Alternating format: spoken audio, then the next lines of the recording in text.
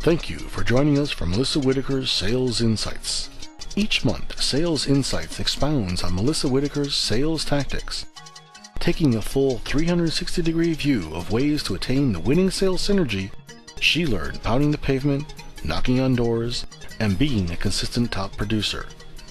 Melissa shares her inspirational lessons and talk tracks to fine-tune your sales skills, uncovering hidden opportunities, closing more deals, transforming clients into referrals, and managing sales effectively to increase results.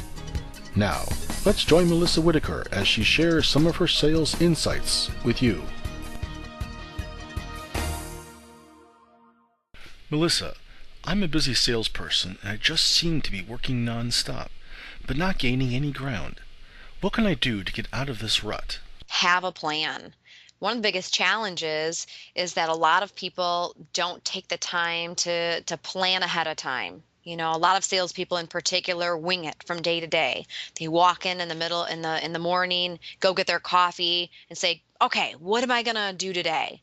And unfortunately, then their day tends to be a little bit chaotic, and they don't accomplish as much. So if they just take a few minutes the night before to plan their day for the next day and have a very clear plan of what needs to be done, how much needs to be done, and how they're going to do it, they tend to accomplish a lot more and have much more effective time management. The second category or area is avoid time wasters throughout your day.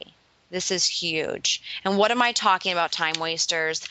If you start thinking about your daily activities, what things do you typically get caught up in? Most salespeople tell me, well, if I have an unplanned day, like you mentioned before, then it's pretty chaotic. The second one is if they have unqualified prospects. Let's say they're just aimlessly going around trying to call or contact people for prospecting, and it's really a time waster because they could be maybe not the best people to be calling on for a partnership situation. The next category is long lunch hours. Oh, I know salespeople are one of the biggest components of this, but you need to make sure you're not taking long lunch breaks. Keep it short, keep it concise. Yes, we all need to eat, but if you justify those 2-hour lunches every day, how much activity are you giving up? Therefore, how much trickle-down effect down to the sales level? How many sales are you giving up by taking those long lunch breaks? Another area is long coffee breaks or long smoke breaks or cutting your day short and having what I call banker's hours. Also, talking shop. You walk to the coffee area and you talk to 5 people on the way there and on the way back. It's a huge time waster.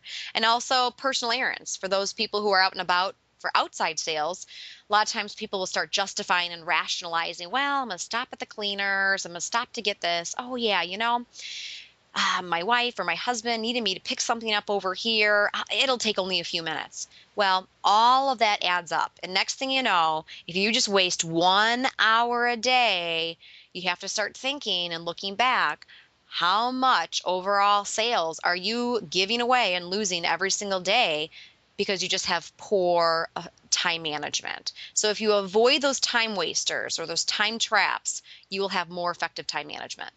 Is time management something salespeople have to continually work on? Or when you feel you have mastered it, your work is done? Yes, this is something that you constantly have to work at. I come across salespeople who will ask me this question. Well, I've applied your steps. I feel like I have a really good plan in place, making sure I'm setting up, effective use of my time during the day. So really, do I have to keep working on this? And, unfortunately, through all of our lives, change is inevitable. Okay, change is constant. And when change happens, it creates obstacles for managing your time and managing your time effectively. So I always tell people, just keep your eyes on it and make sure through your daily lives and through ongoing processes, making sure you're constantly checking yourself in the mirror.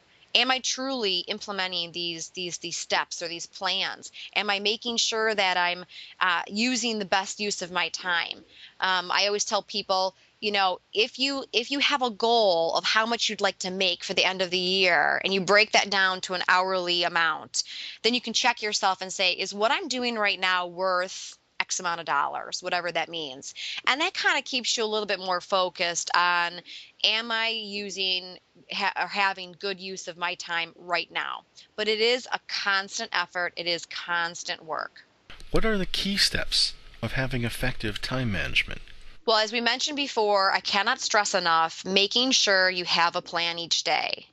More and more, I even have people who say, I've started with a plan each day, kind of got away from it, got a little lazy, and I need to get back to it. So the first and foremost is making sure you have a plan every day of what you're going to do, who you're going to talk to, and how you're going to do it. The next thing is maximize what I call high payoff activities and minimize low payoff activities.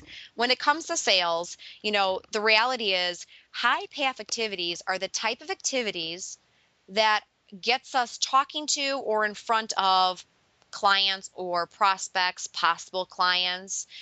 Those are the key areas. So things such as maybe cold calling, warm calling, prospecting, whatever you want to call that. Maybe you're doing customer care surveys, but you're again getting information back from clients. You're maybe demoing a product or some type of service that you offer. Things like that, things where you're in front of the client. Some people get wrapped up in low payoff activities, which are necessary activities like proposal writing or strategy sessions with their manager, or just, paperwork, restocking brochures in their briefcase, things like this. Those are necessary activities, but you want to make sure you're maximizing those high payoff activities during main business hours.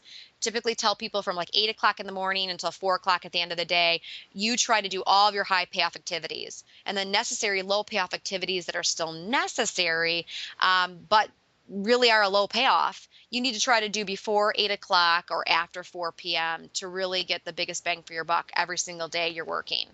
The last step, number 3, is set proper expectations for clients and internal employees. I say both of these because, again, if you don't set proper expectations, then people will rob your time constantly. Clients will call and they'll email and they'll demand things and they'll say things are an emergency. They need it absolutely right now, or they need it today. And if you really asked a few just key qualifying questions to them and then ask them the simple question of, when exactly do you need this back, or when exactly do you need this by? It's funny, a lot of people have found that most people really might not need it till the next day, or they might not need it for a couple of days. And then it allows you to really plan your time more effectively to get it all done in a short amount of time or specific amount of time. When it comes to internal employees, we're in this world or this time frame where we all have these smartphones or Blackberries or whatnot, and because people know they can access you all the time, they expect an immediate result or immediate response, and that's not always the reality. So I always tell people, set up on your email an automatic reply that says, if this is an emergency, please contact me at this number. Otherwise, please note, I will be checking my emails at noontime today and also at the end of the day, and will respond to you accordingly. That way you're now training your internal people like, hey, I've got blocks of time that I'm going to be checking my email and responding back. Otherwise, if it is an emergency, you can contact me, but otherwise it will be in these time blocks. Now you're really structuring your time and being able to focus on what you really have scheduled throughout your day than getting pulled away in every different direction.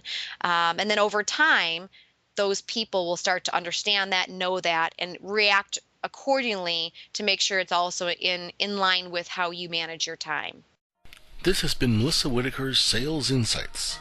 If you would like to continue the conversation further, or to find out more about Melissa Whitaker and Melissa Whitaker International, click the website button below or type www.melissawhitakerintl.com. And click the link below to learn more about Melissa Whitaker's collaborative book, Pushing to the Front with Brian Tracy, leading entrepreneurs and marketing experts from across the globe. Pushing to the Front offers proven business strategies to help people adapt and thrive in the new economy. This is Melissa Whitaker, and thanks for your time.